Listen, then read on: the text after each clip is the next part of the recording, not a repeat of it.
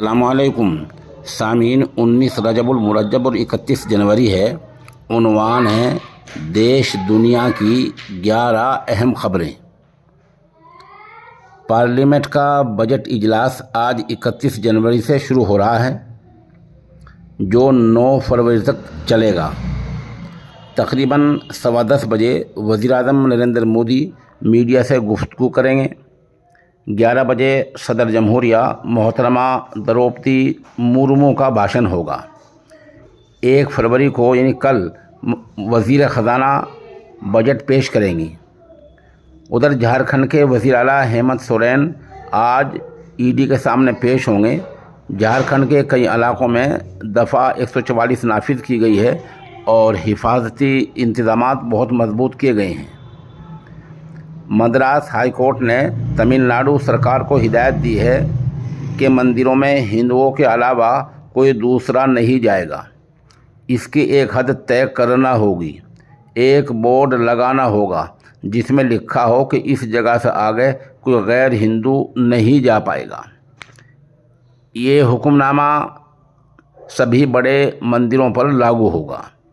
پھر بھی کوئی اندر جانا چاہتا ہے تو اس سے ایک فارم بھروانا ہوگا جس میں لکھا ہوگا میں ہندو دیوی دیوتاؤں پر یقین رکھتا ہوں اور یہ کہ اندر جا کر ہندو رسم و رواج ادا کروں گا۔ ادھر اتر پردیش کے نوئیڈا میں آج پیٹرول 42 پیسے اور ڈیزل 39 پیسے مہنگا ہو گیا ہے۔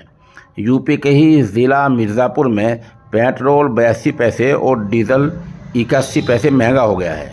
ہریانہ کے گروگرام میں پیٹرول اور ڈیزل 4 اور 3 پیسے مہنگا ہوا ہے، جبکہ دہلی، ممبئی اور کلکتہ وغیرہ میں کل والی ہی قیمت باقی رہے گی۔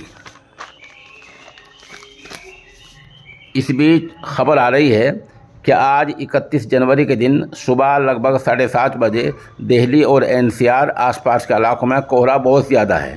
کہا جا رہا ہے کہ دہلی میں ٹھنڈ کا 13 سال کا ریکارڈ ٹوٹ گیا ہے۔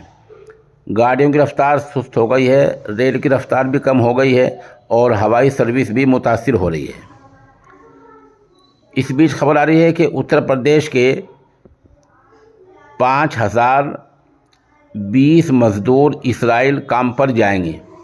اسرائیل جانے کے لیے 7094 لوگوں نے ٹیسٹ دیے تھے، جن میں سے 5200 مزدوروں کا نمبر آیا ہے۔ ایک ہفتے میں ان کو تقرر لیٹر مل جائے گا اور پھر یہ اسرائیل چلے جائیں گے۔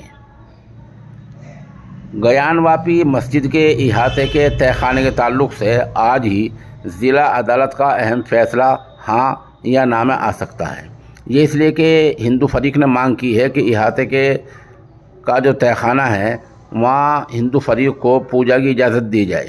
بتایا جا رہا ہے کہ ضلع جج نے اس بارے میں بحث مکمل ہونے کے بعد فیصلہ محفوظ کر لیا ہے اور آج 2:30 یا 3 بجے یہ فیصلہ آ سکتا ہے۔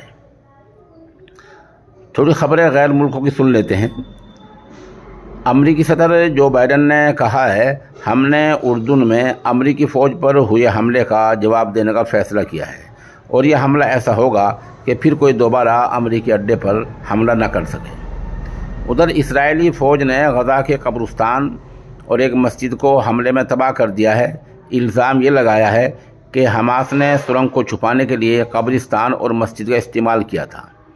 سرنگ کہاں ہے اس کا کوئی پتہ ابھی تک بھی نہیں دیا ہے۔ جنگ بندی کے معاہدے کی بات اس مرتبہ فرانس میں چل رہی ہے۔ بتایا جا رہا ہے کہ 4 مہینے کی جنگ بندی کی بات چل رہی ہے جس میں دونوں طرف سے قیدیوں کا تبادلہ ہوگا۔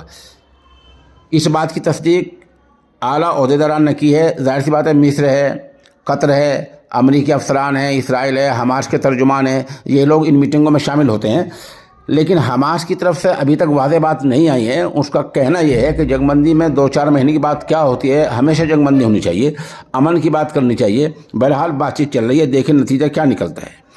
ادھر 24 گھنٹے پہلے پاکستان کے سابق وزیر اعظم عمران خان کو جو 10 سال کی سزا ہوئی ہے اس پر امریکی محکمہ خارجہ کے ترجمان کا کہنا ہے ہم اس پر کوئی رد عمل ظاہر نہیں کریں گے، یہ پاکستان کا اندرونی معاملہ ہے۔ آپ اندازہ لگا سکتے ہیں امریکہ کیا چاہ رہا ہے۔ یہ سزا کس بارے میں ہوئی؟ سائفر معاملے میں ہوئی ہے. سائفر کیا ہے؟